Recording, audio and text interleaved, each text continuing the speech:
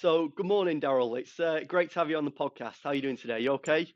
I am marvelous. Yeah, it would do. It would be better if the sun was out shining, but in all honesty, today's a good day, mate.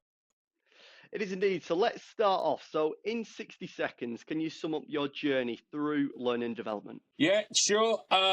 So for me, I started out my journey in learning and development quite a long time ago. I served in the Royal Navy for 27 years as an instructor. I left, and then after that, I went and worked in South Africa in predominantly a training and learning and development role. Learning and development has always been in my blood. Everything that I've kind of done has either been from an L&D training manager's position. It's something that I'm very, very passionate about. And for me, it's something that I chose many, many moons ago. And for me, I just love getting the best out of people. Interesting, yeah, because most of us in L&D, we tend to fall in it. So, you actively sort of searched a career in L&D, would you say?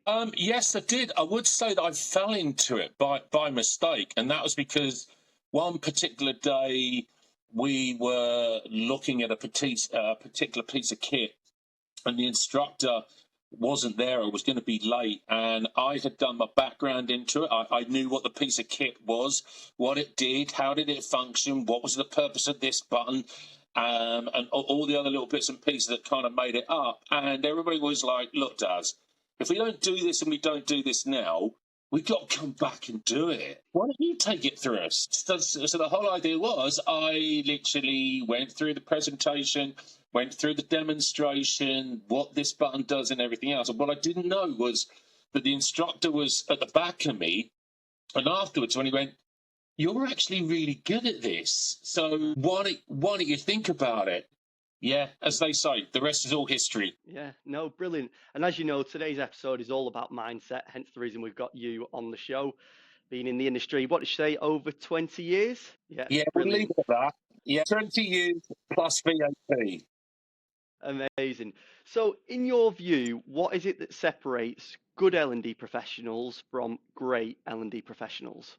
I think from my perspective that if you're an L&D professional, you should never even be thinking of am I good at it. You either are good at it or you're not. And from my perspective, it centers around passion, but also Mm, from learning and development. You've got to have the whole idea of why I'm doing this.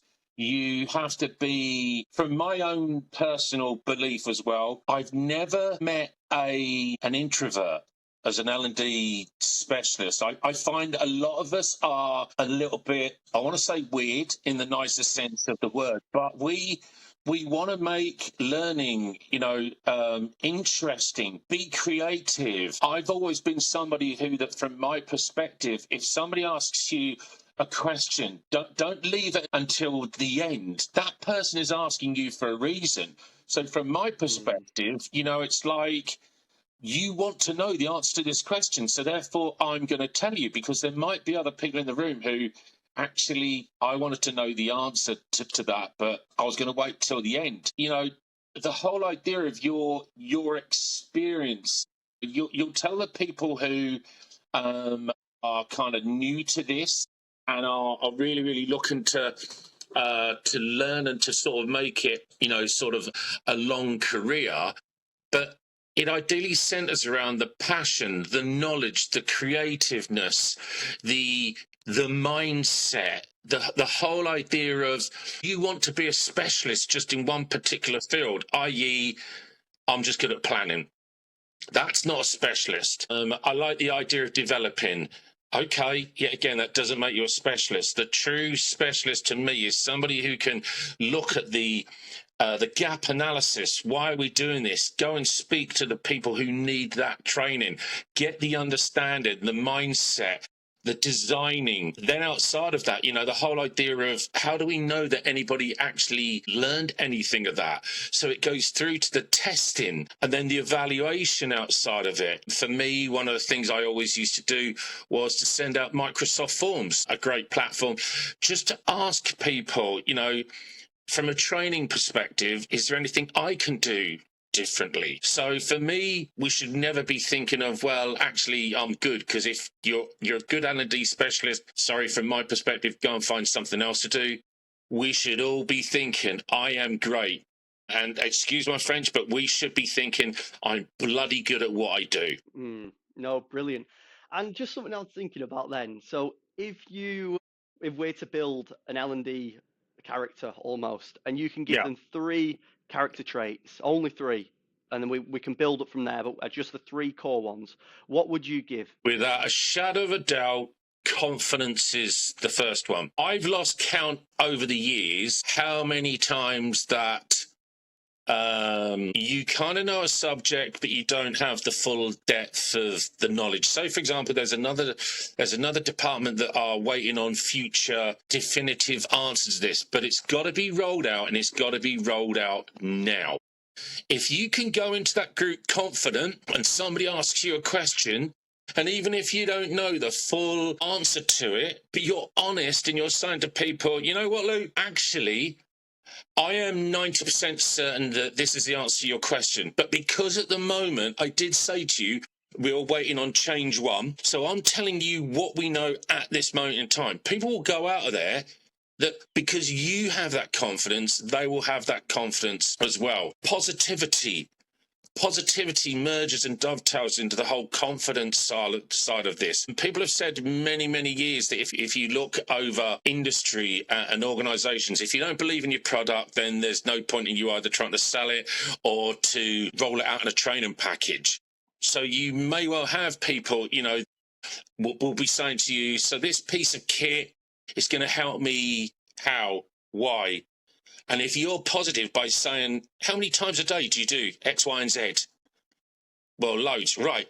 Trust me, this is going to cut that process down. Right. Okay. And for me, yet again, so confidence, positivity, enthusiasm that your brain doesn't ever shut down.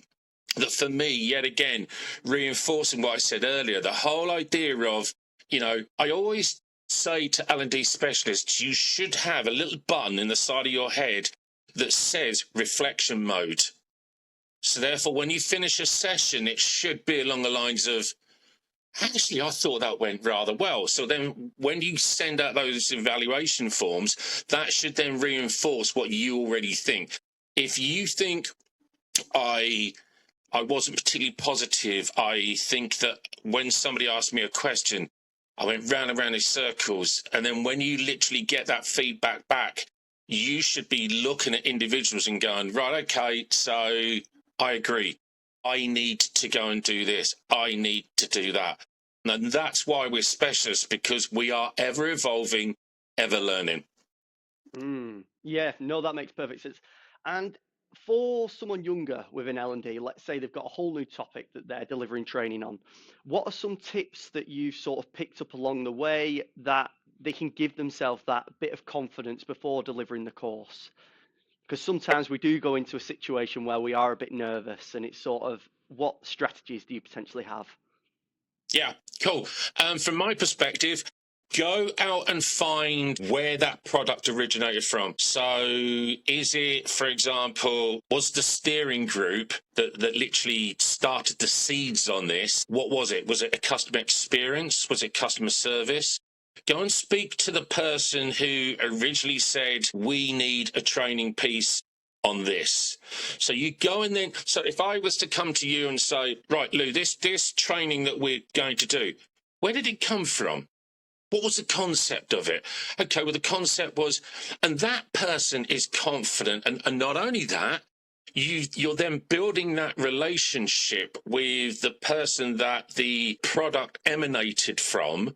So they'll then have that faith and the confidence in you that you are then bringing that product to life, because they know the whys, the whats, the whens, the ifs. So go and speak to those people that, from an IT perspective, I still remember platform that we rolled out when I was at Your Move. And by talking to the person that literally was bringing the platform in, and them saying to me, I was told not to tell you about these hyperlinks. So from my perspective, it was, sorry, what? It's built in with hyperlinks. Show me, tell me. So I could then go to people and say, look, I've seen this firsthand, and it then brings it to life. So you are almost like an arm. You are another byproduct of what the organization is trying to roll out. And that in itself, yet again, goes back to the whole knowledge, confidence, and it sends out a consistent message right across the organization. So you very much believe that confidence almost comes from understanding all the different aspects and actually doing your background. So if someone is feeling a little bit nervous about presenting in a new area, your suggestions would be to actually go back, do the research, speak to the original people involved, where the ideas come from, and then that foundation will give you the knowledge to then go on and deliver an effective training solution as such. Yeah, 100%. I've never known any trainer or L&D specialist that has actually said to somebody, I don't feel confident with rolling this product out, therefore I'm not going to do it. Because then you kind of find that you're looking for another position. This is why that to make a great L&D specialist, it's almost like anticipating what that person is going to say. So long before somebody says, just to let you know that in September you're going to be rolling out X, Y, and Z, I will then go and start beavering away in the background with, who's the subject matter expert on this? And then I'll be asking these people, and it's like, Luke, this new product that's coming out in September, are you? Yeah, I'm the person behind that. Oh, do you think you and I can go and have a coffee? And it's another one of those, you're building great relationships, solid relationships. You're getting the inside track. And also from a great L&D specialist position, the one thing that I've always loved is that when your line manager says to you, right, okay, I'm going to send you over the information that I've got, and you're kind of already there going, I already know what you're going to send me. This is the corporate jargon as such, and that's when you sit there and you then start to build and plan your content and go, by the way, are you aware that there's some hyperlinks in there? There's a what? So it's not a question of, one-upmanship on your line manager, but it's you doing your role. It's you taking everything to the next level with. It's not going to be you that's going to be, rolling out this material. It's going to be other people. No, brilliant. And so obviously being towards the back end of your career now, if you was to sit down with yourself at the beginning of your L&D career, what sort of advice would you give the younger Daryl? Like what would you tell them? I would make them aware that L&D is not understood by everybody. There is a general misconception that anyone can be a trainer. You know what? I've got the material. All I need to do is to stand up and I can just tell the audience that. Yeah, I'm not going to disagree with you. But a true L&D specialist is somebody who has all the toolbox, the resources, the passion, the going to find the subject matter expert, the energy. And I'd be making my younger self aware that in future life, don't waste oxygen on people who think that your job is easy or that L&D is easy, because it's not. And I'd just be making my younger self very aware of the field that you're going into. Right. Yeah, no, makes sense. And like, if we had an L&D manager that's sort of been in their role about a year, what's one thing that they could do right now, this week, that would make a real difference? Be saying to that individual, in your mind, if you look at two different what questions, what have you done this week regarding your L&D role? But more importantly, what do you need to do in the future? Let me kind of take this to another level. From an L&D specialist, again, there are times when things are going to land in your lap and you have to be reactive. I remember not so long ago where we had a product being launched. The window to actually roll that out was very, very short. And for me, it was literally in your lap. What do we do now? You can't, but I need 2 weeks to plan this. You have to think, right, okay, how do I get this out to the people? So this is where you sit down with your subject matter experts, your team leaders, and say to them, look, I'm happy to do this, but you need to coordinate with me. You need to work with me because this is going to be my plan. I'll stay and I'll design the rest of the training. But tomorrow I'm going to be doing this for 8 solid hours or 9 solid hours, whatever that it might be. And that's what you need to do. You need to constantly have your brain going with, is it from a reactive perspective or can I be proactive? So from that new L&D specialist, it's not just about what you've done, but what can you do? So you should constantly be thinking about, what can I do to save myself time, money, resources? So as if your line manager literally says to you, what's your plans for this product that we're rolling out in within the next month? As I always used to do, I've been speaking to the team leaders. Here's the rotors. This is everybody that's on that plan. This is what we're going to do. This is how we're going to do it. This is the time span we're going to do it in. And this is my plan. So you constantly got to keep thinking. And delving into that, what are some common mistakes that you see in how training is planned? For example, from a planning perspective, as ancient as the concept sounds, spider diagrams. So for me, I always have said to people, I don't know everything. So you fill your room full of the experts and then get loads of flip chart paper. And then in the center of that flip chart paper, you have what the objective is. What is the key part? Right. So this is the end part. How do we now get there? And then you have all of those people in the room with the looking at, do we actually have the definitive answer from, say, for example, the organisation with when it's actually going to be launched, because I've heard that it's going to be put back 2 weeks. That, from my perspective, isn't my avenue. That's your avenue from an IT perspective. So can you get me that answer? So you put it on the planning chart, but you have a question mark there. And once you've gone through the whole journey from start through to finish, so as I've said before, the whole planning, design, delivery, the testing, the evaluation, and you look at it and you say to everybody, is there anything that we've missed off? Don't think so. Then I tell you what we'll do. Let's go for a 15, 20-minute coffee, cup of tea, come back, and even what I would suggest is bring a fresh pair of eyes in from a team leader or maybe another manager and just say to them, can you just have a look at all of this? Have a look at this process. Because it's quite often that fresh pair of eyes that will come in and go, you've done the testing. What if somebody gets the test wrong? That's a really good thought. So everybody is accountable. Everybody has their own responsibilities. You have your action points outside of that. Don't ever try and plan on a piece of A4 paper. It will come back and bite you in the bum. So literally go and do it. Flip chart, pieces of paper. Quite often the directors will look at you for having loads and loads of flip chart paper all over their boardroom.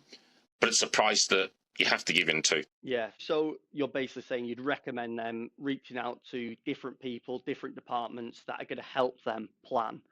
Yeah, brilliant. And in all your years of experience, what are some things that younger L&D professionals have done in their roles that you've thought, wow, that's impressive? Have you got any examples, any situations where you've actually witnessed it? I think from my perspective, you're going to have lots of changes that we've seen throughout the decades.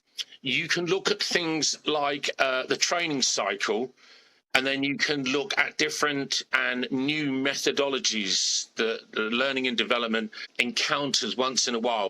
But when I see young L&D individuals coming through and wanting to learn, wanting to look at their skill set, to a point where somebody might sit in on one of my sessions and go, how do you know how to do that? How did you know to do X, Y, and Z? And then the whole part of it is experience, knowledge, because I knew that one of the things that I would always do within L&D is with the content. I would take that content and steer it a particular way, knowing that somebody in the group may well then say, well, have you not contradicted yourself there? In what respect? And that's exactly the avenue that I want you to. I want you to challenge me. I want you to debate. And then if I can go back and then say, I deliberately said this to cause this, or deliberate that, whatever that it might be. And that's where I see young L&D specialists coming in now, changing the norm, learning methodologies, where I might talk to people about transactional analysis and somebody's saying, transactional analysis, that's parent, adult, child, isn't it? Yeah, it is. Okay. So I've got this situation at the moment where I've got this person, I need to get them to whatever it might be. And for me, it's another one of the brain. The brain is being infused. They want to learn. They want to understand methodologies better. If you look at the future with AI, I have this conversation on quite a daily basis where people are saying, actually, AI is going to replace Alan. And my answer is always exactly the same. I don't see at this moment in time that AI can think for itself. It needs somebody to be fresh and input that material.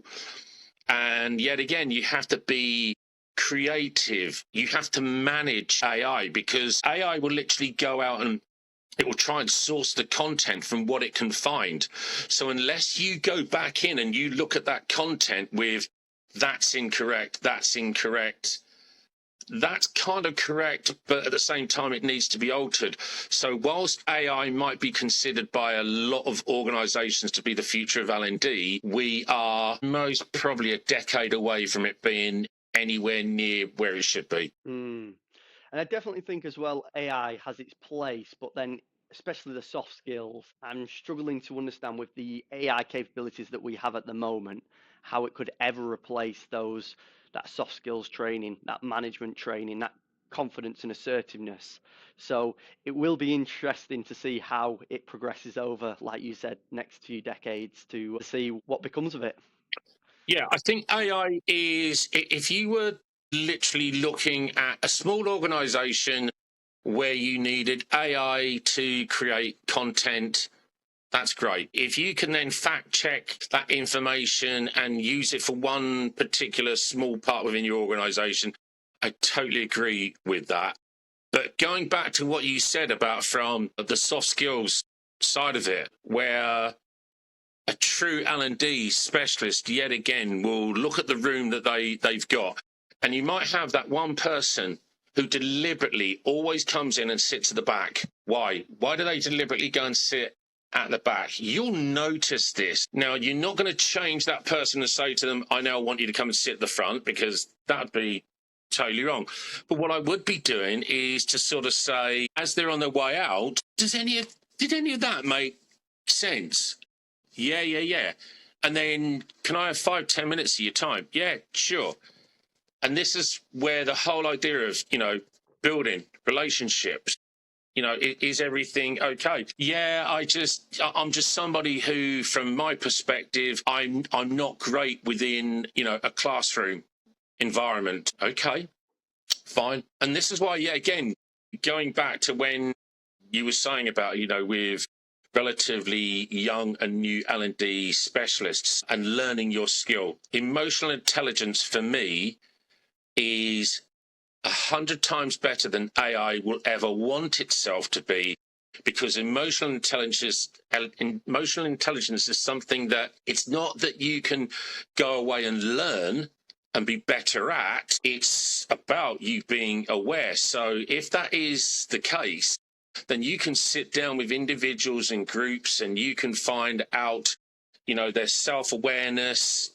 I am that I'm that one person who, if you ask me, have I done that? Yeah, I did that. I did that half an hour ago. Okay, were you aware that you always had that little outburst? Yeah. Are you aware that you could do something about it? Yeah. Mm. Okay, so emotional intelligence, for me, it's all these methodologies, drama triangle, you name it. They're all of these tools that an L&D specialist puts in their toolbox, and then you look at it and you literally dip into them, put them back in their correct place, and you keep reusing them when a situation then occurs. And that's how your role as an L&D specialist then progresses and evolves, because you don't just then become the trainer or the L&D specialist. You then can become that real definitive person within the team, that you might have a team leader that will say, Luke, can you do me a favor? I'm having problems with such a person in my team. I know they don't open up to me, but I know that they open up to you. Can you do me a huge, great favor? So although there might be people that will say to you, yeah, that's not actually part of your remit, that's not actually part of an L&D perspective, maybe it is, maybe it's not. But if it then builds that trust within the individual, then it is your remit. Yeah, no, perfect. And if someone who's not senior within L&D, what's some of the ways that they can sort of build influence and sort of impress their line managers as such, and start to shape the L&D culture within a whole organization? Because sometimes we are often younger. Yeah. From my perspective, as I've said to you, previously, go and have a look within L&D what's being done, but more importantly, go and have a look and see what isn't being done. Podcasts is a fantastic way of doing that. If you look at YouTube, there's so many videos out there with everything from how to change a light bulb to how to become an effective coach, or how to change an engine on a Ford Cougar, whatever that it might be. And from my perspective, yet again, a true L&D specialist is somebody who I accepted a long time ago that we're the people who, when the time comes for award ceremonies, we're not the people who sort of stand there and I'm going to win an award. It's because the byproduct that you have is getting the best out of these individuals. So somebody who you have a session with somebody and they say to you, I'm not very good in a classroom environment and I didn't get any of that session. Okay, that's fine. How about, what time do you finish tonight? I finish at 6. Okay, if I have a word with your line manager, how about me and you sit down and we go through the session one-on-one? Okay, would you do that for me? I'll be more than happy.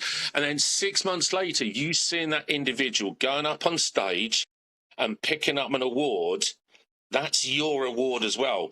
But for us, it's not something that, we are the award brigade, because we are the people in the background. So from our perspective, listen, think, be active. What's being done? What isn't being done? Look at what is out there. But at the same time, I'm going to put this kind of careful warning on it, that when I said earlier, you've got the training cycle and then you've got other methodologies such as ADDIE. There are ways that you can change people's perspective within L&D. But at the same time, you will have the skeptics within L&D that will then challenge you with, well, hold on a minute, isn't ADDIE exactly the same as the training cycle, just giving it different words? So really what you're doing is you're reinventing the wheel, but at the same time, you're trying to make money and change people's perception out of this based on something that is already there. So you gotta literally look at it, and the first thing that you think of is, why am I changing this? What are my differences? This is the difference. And so, for example, you can go back to the changing of methodologies from the 70s, or the emotional intelligence is a really, really good one to actually, look at. And people will then look at, here we are in the 21st century, here we are in 2025, where you've got certain aspects within that emotional intelligence were quite up to date within the 80s because this is what was happening. This is where we were. There was no real internet. We didn't have this. We didn't have that. Then all of a sudden it becomes, this is 2025. People are on their mobile phones. They're on their tablets. They're on the internet. They're doing this. So this is the concept, and it was great for 1985. Here we are, 2025, and I'm now giving a spin on the 21st century. Yeah, it's a really interesting point. You raised a number of different ones then, but what I find very fascinating is going right back to the beginning of the episode. You mentioned about confidence, and confidence often, well, trainers and L&D professionals often tend to be extroverts.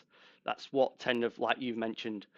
But then going back to then actually standing up on stage, it's not them that is standing up, they're more in the background. So there's a little bit almost of that kind of conflict in the sense you've got the person that's out there, but then they're not out there in terms of achievement. So yeah, quite interesting. Yeah. I still remember an awards ceremony where every department got a well done, and this is where you started the year and this is where you've ended up. And I still remember one of my young colleagues saying, no mention of you, no mention of training, no mention of L&D. And it was no, because we are the people, most probably the best way to describe it, if we are the modern day people that go in with your laptop and you work for, say, for example, McLaren. Okay. So you are that person who sits there and looks and takes apart all the different pieces of how that car drives, the driver, and everything else. And then you can say to the driver, right, okay, then Luke, did you realise that on corner 3, this is your trajectory? And were you aware that on 12 that you braked really, really late if you was to do X, Y, and Z? So come Sunday, your team wins the race and everybody else is out the front and they're celebrating the driver, the team, the engineers and everything else. And what you do is you pack up your laptop, put it in your bag and you go home. And that, for me, it's never bothered me. I've never worried about the plaudits as such, because my passion is, as I said, seeing those people who don't get it, the people that you spend a lot of time, resources on. Those are the people that do get mentioned, do go and get the awards. And that's when you kind of look at it, and even to a point when you can say to the line, to their line manager or their team leader, and say to them, come a long way in 6 months, haven't they? You know what? There was a time, performance improvement, or to a point we were actually looking, at getting rid of that individual. What did you do? And it's actually, I didn't do anything. I just literally looked at them as an individual. What do you get? What don't you get? What if we did it this way? What if we did it that? And it goes back to the methodologies of, could be emotional intelligence. It could be learning styles. When you think of Confucius and with some of the things where we say about, tell me and I'll forget. And the whole idea of is people used to, when I used to take them through CRM training, and I'd say to them, right, I'm now going to show you how to go from A through to Z. And I'd take them through it. Yeah, I've got that. Good.